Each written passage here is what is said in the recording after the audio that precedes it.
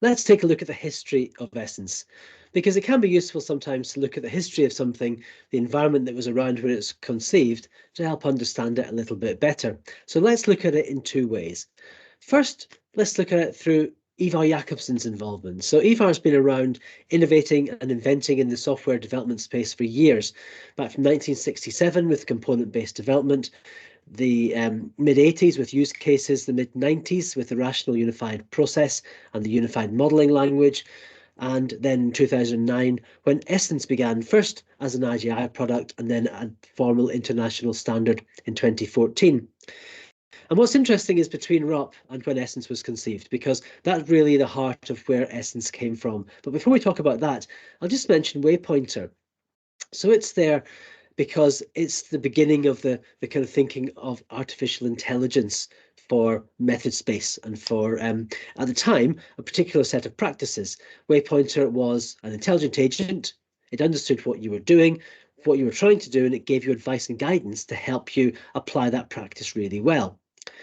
Now, Essence has got AI kind of into its heritage. And when we talk about AI later, we'll see just what that's turned into today. But back to where we were with RUP. So RUP was a big framework. And like many big frameworks, it tried to cover the whole ground. It tried to cover the whole of the software development process. And inside there were particular practices that were quite interesting on their own, but they were wrapped up inside RUP. And when RUP started to become out of favor, as Agile began to increase in favor, people did what they've been doing for a long time, which was look for another big framework.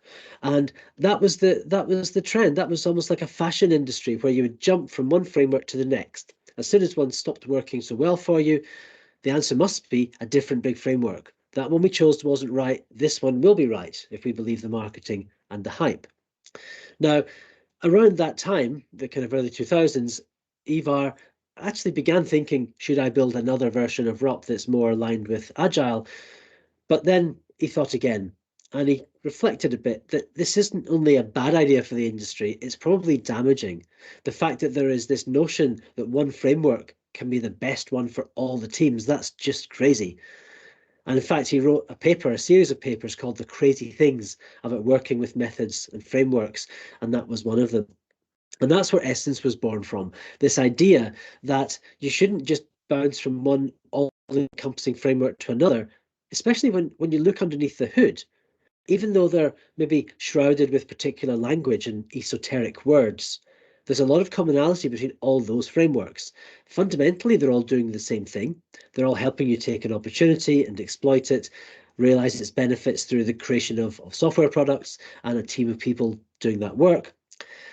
And even beyond that kind of abstract view, which Essence talks about as the kernel and the common ground, there's a lot of real similarity in the way that that's done. There are particular practices that exist in Scrum across most of them. You've got user stories across many of them.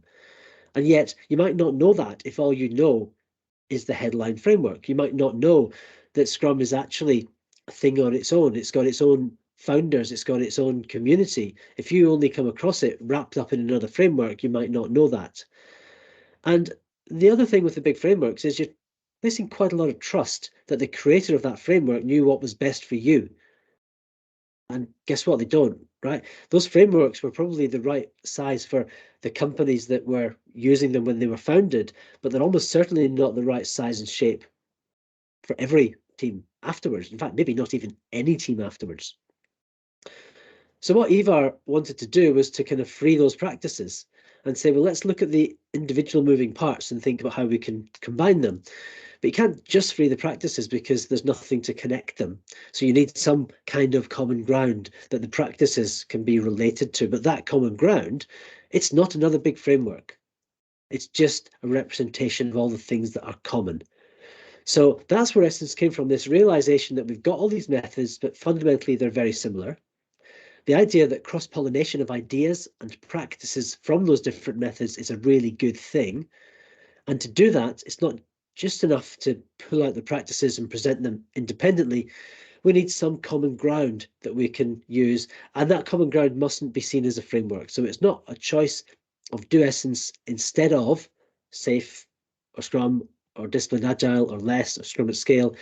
It's a case of do Agile with whichever one of those you're using now, and also get access to all the other practices potentially from the others that you can bring in as well or swap out. So it gives you really access to all the moving parts of all the frameworks.